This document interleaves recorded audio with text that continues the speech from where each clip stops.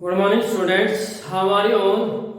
Dear students, today we are going to start next topic, new topic, that is balancing of redox reactions. We have already discussed about how to calculate the oxidation number of any element in a molecule or in a compound. So let us start with new topic, balancing of chemical equations of redox reactions. Redox reactions की जो chemical equations हैं उनको balance करने के लिए हम कैसे इनको बैलेंस करते हैं उसको हम पढ़ेंगे आज। Let us start. According to law of conservation of mass, सबसे पहले तो क्वेश्चन ये आता है कि why do we need to balance the chemical equation, हमें केमिकल इक्वेशन को बैलेंस करने की जरूरत क्यों होती है। इसका रीजन ये होता है because we know that according to law of conservation of mass sum of atomic masses of reactants should be equal to sum of atomic masses of products। तो reactants और products का जो sum है उनका atomic masses का वो बराबर होना चाहिए। तो वो बराबर करने के लिए हमें chemical equation को बैलेंस करने की जरूरत होती है। So let us start। Chemical equations involving redox reactions can be balanced by using following two methods। General जो रिएक्शंस होती हैं जो रिडॉक्स रिएक्शन नहीं है उनको हम जो बैलेंस करते हैं हीट एंड ट्रायल मेथड से करते हैं। यहाँ पर जो रिडॉक्स रिएक्शन है उसको बैलेंस करने के लिए हमारे पास दो मेथड है। First method is oxidation number method, second method is half equation method और ion electron method. So first जो मेथड हम स्टडी करेंगे पहले, ऑक्सीडेशन नंबर मेथड के अकॉर्डिंग कुछ स्टेप्स हमें फॉलो करने पड़ते हैं इक्वेशन को बैलेंस करने के लिए। Various steps used in oxidation number method are, first सभी स्टेप को ध्यान से सुनना और फिर जब हम इनको एग्जांपल लेंगे बैलेंसिंग के लिए उसको अप्लाई करेंगे इनको, ठीक है। फर्स्ट जो स्टेप है वो क्या है, write the skeletal equation of all the reactants and the products of the reaction.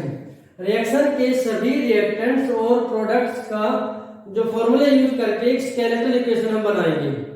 Skeletal equation जो बेसिक इक्वेशन होती है, जैसे मान लो हम बोलते हैं कि magnesium when burn in presence of air it give white powder magnesium oxide, तो Mg+O2 it will give rise to MgO। This is the skeletal equation. तो इसी तरीके से अगर कोई भी स्केलेटल इक्वेशन हमें दी है, सबसे पहले रिएक्टेंट प्रोडक्ट लिख करके स्केलेटल इक्वेशन हम तैयार करेंगे। सेकंड पॉइंट क्या होगा, indicate the oxidation number of each element above its symbol. हर एक एलिमेंट का ऑक्सीडेशन नंबर उसके सिंबल के ऊपर लिखते हैं। And identify the elements undergo A change in oxidation number, और हमें उस एलिमेंट को आइडेंटिफाई करना है जिसमें ऑक्सीडेशन नंबर चेंज हो रहा है। तो रिडॉक्स रिएक्शन होगी तो उस केस में क्या होगा, एक एलिमेंट ऐसा होगा जिसमें ऑक्सीडेशन नंबर इंक्रीज हो रहा होगा और एक एलिमेंट ऐसा होगा जिसमें ऑक्सीडेशन नंबर डिक्रीज हो रहा होगा, ठीक है। उसके बाद थर्ड स्टेप है कैलकुलेट द इंक्रीज और decrease in oxidation number per atom and identify the oxidising and reducing agents. देखो ऑक्सीडेशन नंबर इंक्रीज या डिक्रीज जो हो रहा है तो उससे हम क्या करेंगे, पर एटम कितना ऑक्सीडेशन नंबर इंक्रीज या डिक्रीज हो रहा है, तो यानी कि ऑक्सीडाइजिंग एजेंट कौन सा है, रिड्यूसिंग एजेंट कौन सा है। ऑक्सीडाइजिंग एजेंट में इलेक्ट्रॉन कितने गेन हो रहा है, रिड्यूसिंग एजेंट कितने इलेक्ट्रॉन लूज कर रहा है पर एटम, उसको पहले कैलकुलेट करेंगे।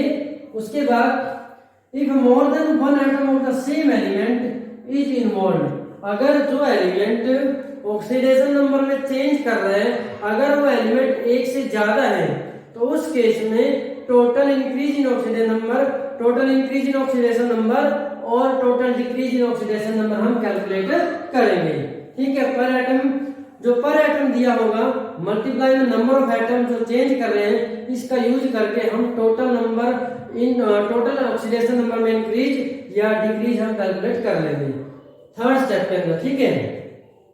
फोर्थ स्टेप में क्या है, multiply the formulae of oxidising and the reducing agents by suitable integers so as to equalize the total increase or decrease in oxidation number as calculated in step 3। Step 3 में हम क्या करेंगे कि पहले तो हम क्या कर रहे हैं कि ऑक्सीडाइजिंग एजेंट कौन सा है, रिड्यूसिंग एजेंट कौन सा है, उसको आइडेंटिफाई कर लिया। आइडेंटिफाई करने के बाद हम ये देखेंगे कि जो एलिमेंट ऑक्सीडेशन नंबर में इंक्रीज या डिक्रीज कर रहा है वो एक ही एटम है या मोर देन वन एटम है। अगर एक ही एटम है तो पर एटम जो भी ऑक्सीडेशन नंबर में चेंज आएगा वही हम ऑक्सीडेशन नंबर में इंक्रीज या डिक्रीज कैलकुलेट कर लेंगे। बट अगर जिस एलिमेंट में ऑक्सीडेशन नंबर में चेंज हो रहा है अगर वो एलिमेंट एक से ज्यादा है उस केस में टोटल इंक्रीज या डिक्रीज हम कैलकुलेट कर लेंगे by multiplying the number of atom with oxidation number increase या डिक्रीज पर एटम के साथ मिला करके। ठीक है, उसके बाद नेक्स्ट स्टेप में ये कह रहे हैं कि जो ऑक्सीडाइजिंग एजेंट्स हैं या रिड्यूसिंग एजेंट्स हैं उनके फॉर्मूले को हम एक सुटेबल इंटीजर से पार्टिकुलर नंबर से हम मल्टीप्लाई कर लेंगे।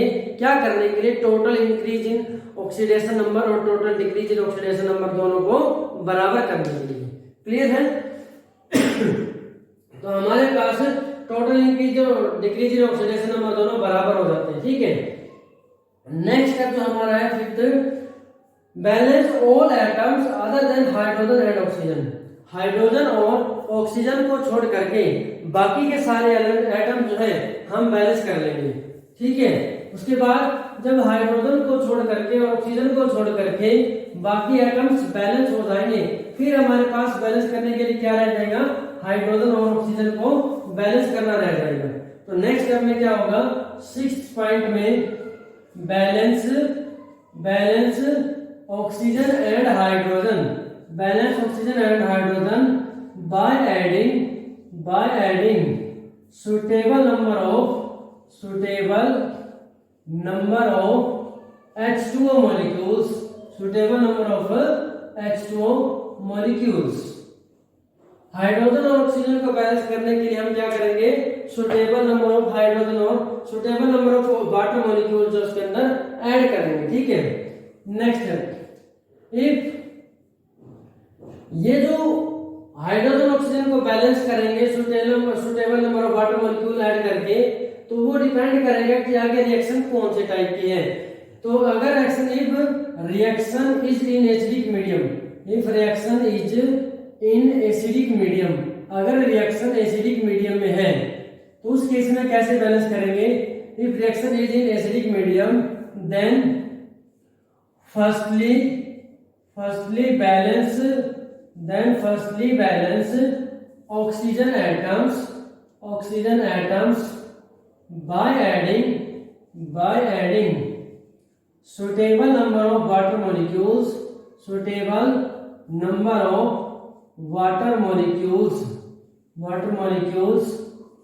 यानी कि H2O to that side which is deficient in oxygen atoms. यानी कि अगर रिएक्शन एसिडिक मीडियम में है उस केस में क्या करेंगे? पहले तो ऑक्सीजन एटम्स को बैलेंस करना है और वो कैसे बैलेंस करेंगे? जिस साइड में ऑक्सीजन कम है उस साइड में सुटेबल नंबर ऑफ जितने ऑक्सीजन कम है उतने ही वाटर मॉलिक्यूल उस डेफिशिएंट साइड में लिख देंगे। अब क्या होगा? ऑक्सीजन बैलेंस हो जाएंगे फिर हाइड्रोजन रह जाएंगे। To balance hydrogen atoms at H plus ions to whatever side hydrogen is deficient. जिस साइड में हाइड्रोजन कम है उस साइड में H प्लस आयन ऐड करके हाइड्रोजन को बैलेंस करेंगे। ये किसमें है? वेरी इंपॉर्टेंट पॉइंट है, ध्यान से रखना है क्योंकि मोस्टली जो बच्चों कर लेते हैं उसके बाद यहाँ पर प्रॉब्लम आती है एसिडिक और बेसिक मीडियम में। तो एसिडिक मीडियम में मैंने आपको बता दिया है। अब बात करते हैं अगर हमारे पास बेसिक मीडियम में रिएक्शन हो रही हो तब कैसे हम उसको बैलेंस करेंगे हाइड्रोजन और ऑक्सीजन को। ठीक है, इन बेसिक मीडियम में क्या करेंगे? सेम है, पहले तो firstly balance oxygen atoms by adding H2O molecules by adding H2O molecules towards that side which is deficient, which is oxygen deficient. जिस साइड में ऑक्सीजन कम है उस साइड में H2 ऐड करके ऑक्सीजन को बैलेंस कर देंगे. अब अगेन add water molecules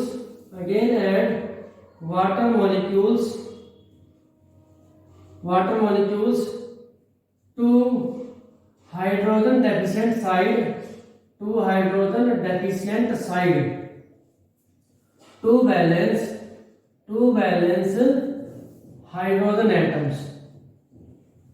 देखो यहाँ पर एसिडिक मीडियम में ऑक्सीजन बैलेंस करने के बाद हाइड्रोजन एटम को बैलेंस करने के लिए सिर्फ H+ आयन दिया था, क्योंकि एसिडिक मीडियम में H+ आयन होते हैं. बट यहाँ पर बेसिक मीडियम तब होगा ऑक्सीजन ऐड करने के लिए भी वाटर, ऑक्सीजन को बैलेंस करने के लिए भी वाटर ऐड करेंगे डेफिशिएंट साइड में. उसके बाद अगेन हाइड्रोजन जो है उसको बैलेंस करने के लिए भी हम जिस साइड में हाइड्रोजन डेफिशिएंट है उस साइड में दोबारा से फिर वाटर मॉलिक्यूल्स ऐड करेंगे. ठीक है. And again add water molecule to hydrogen deficient side to balance hydrogen atoms. Finally add OH minus ions to that side which is deficient in oxygen and hydrogen. देखो पहले oxygen को balance कर दिया, उसके बाद हाइड्रोजन अनबैलेंस हो गए.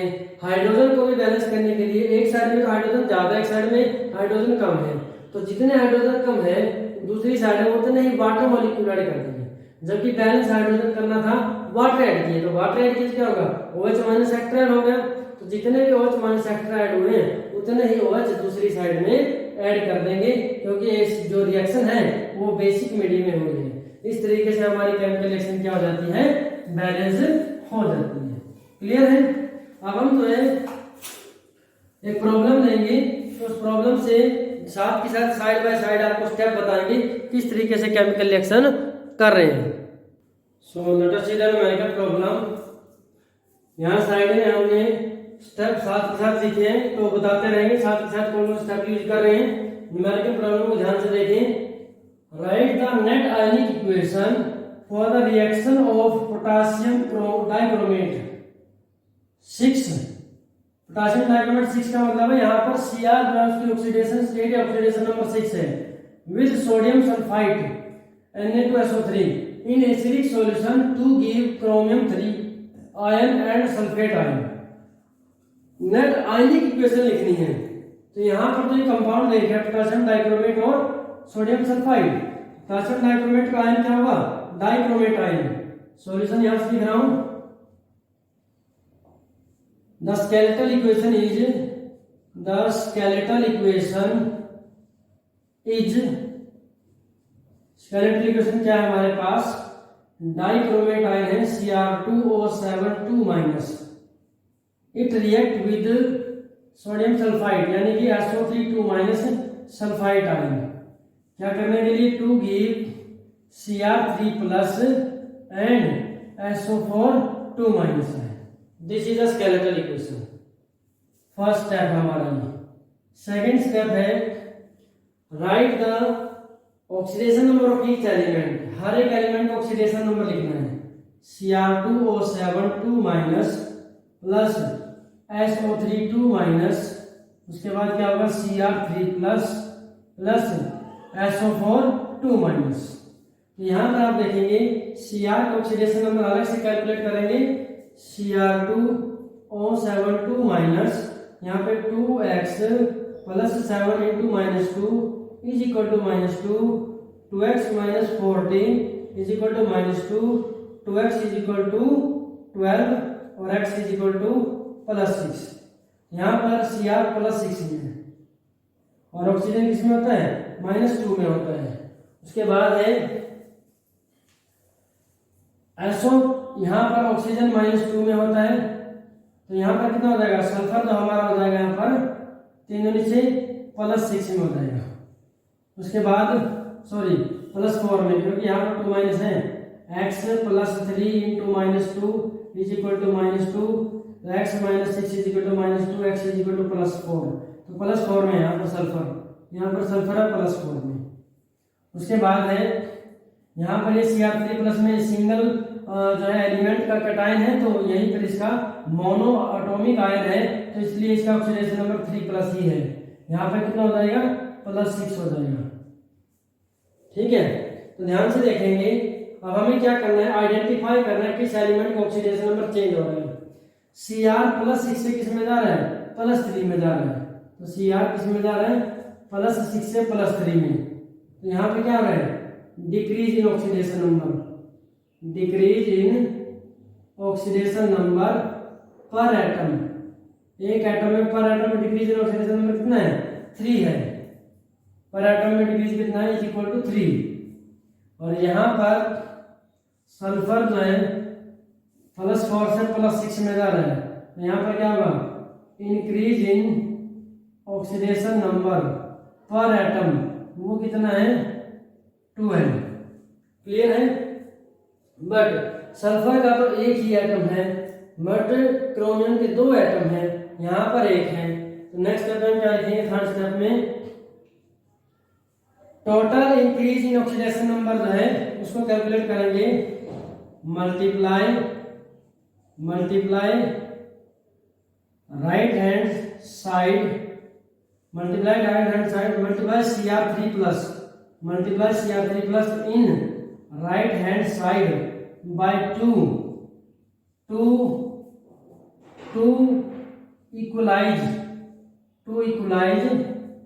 Cr atoms and to get total decrease in oxidation number of Cr।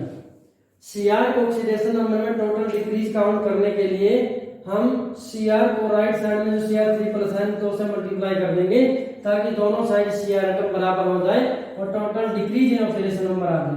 तो यहाँ पर अगले स्टेप में लिखेंगे, यहाँ पे Cr2O72 minus plus SO3 2 minus, यहाँ पे क्या हो जाएगा 2Cr3 प्लस में क्या हो जाएगा SO4 2 माइनस। तो यहाँ पे लिखेंगे total decrease in oxidation number क्या है, total decrease in oxidation number of Cr कितना हो जाएगा 2 इंटू 3। एक एटम में Cr प्लस 6 से प्लस 3 में जा रहा है, तो 3 का डिक्रीज है तो 2 है, तो total decrease in oxidation number of Cr कितना हो गया 6 हो जाते हैं। उसके बाद total increase in oxidation number of sulphur, वो ऑलरेडी एक ही एटम है, तो यहाँ से 2 से इंक्रीज है। तो इंक्रीज इन ऑक्सीडेशन नंबर 2 है, डिक्रीज इन ऑक्सीडेशन नंबर 6 है। अगले स्टेप में जो फोर्थ स्टेप है, multiply oxidising agent and reducing agent by suitable number to balance total increase and decrease in oxidation number. तो इसमें तो ऑलरेडी 6 है, यहाँ पर इंक्रीज इन ऑक्सीडेशन नंबर को 6 करने के लिए हम क्या करेंगे, जो हमारे पास ये रिड्यूसिंग एजेंट है सल्फाइड आयन, इसको हम 3 से मल्टीप्लाई कर देंगे, तो इसमें इंक्रीज इन ऑक्सीडेशन नंबर 6 हो जाएगा।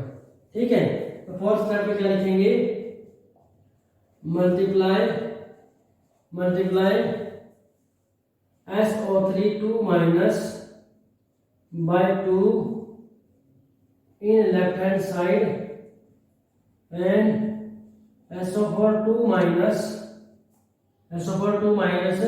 in a right hand side by 3 to make total increase in oxidation number equal to 6। 6 करने के लिए हम 3 से मल्टीप्लाई करेंगे इसको, तो देखो क्या लिखा जाएगा, ये आपका बन जाएगा Cr2O72 minus plus 3SO3 2 minus, यहाँ से क्या बनेगा 2Cr3 plus 3SO4 2 minus. Clear है, फोर्थ स्टेप हमारा हो गया। Increase in oxidation number, decrease in oxidation number, total balance हो गया। फिफ्थ स्टेप में है balance all atoms other than hydrogen and oxygen. Fifth जो स्टेप है, all atoms other than hydrogen and oxygen are already balanced, already balanced. यहां पर आप देखेंगे कि हाइड्रोजन और ऑक्सीजन को छोड़ करके, हाइड्रोजन तो अभी है ही नहीं, ऑक्सीजन है, तो ऑक्सीजन को अभी बैलेंस नहीं करना है। पहले बाकी एलिमेंट देखेंगे, Cr2 है, इस साइड में भी Cr2 है, सल्फर यहाँ 3 है, यहाँ भी 3 है। तो अब हम बैलेंस करेंगे नेक्स्ट स्टेप में। फिफ्थ स्टेप हमारा एज इट इज है, इसमें कोई चेंज नहीं है। सिक्स्थ स्टेप हम देखेंगे। सिक्स्थ स्टेप में क्या करना है, balance hydrogen and oxygen by using या बाय एडिंग H2O। अब देखो oxygen atom left hand side में कितने हैं, 7 और 3 3 9 16 है। तो total oxygen atoms in left hand side are, वो कितने हैं, 7 प्लस 3 इंटू 3 कितना हो जाएगा, 7 प्लस 9 16 होगा। Whereas in right hand side are, right hand side में कितने हैं, 3 इंटू 4 यानी कि 12 ऑक्सीजन एटम्स। तो अब देखिए कौन सी साइड ऑक्सीजन एटम से डेफिशिएंट है, राइट हैंड साइड। कितने ऑक्सीजन से डेफिशिएंट है, 4 ऑक्सीजन एटम से डेफिशिएंट है। तो यहाँ पे हम लिखेंगे right hand side is deficient with, right hand side is deficient with किससे, 4 ऑक्सीजन एटम्स, 4 ऑक्सीजन एटम्स। तो फिर क्या करेंगे, to balance oxygen atoms add 4 H2O molecules on right hand side में 4 H2O मॉलिक्यूल्स को ऐड कर दिया।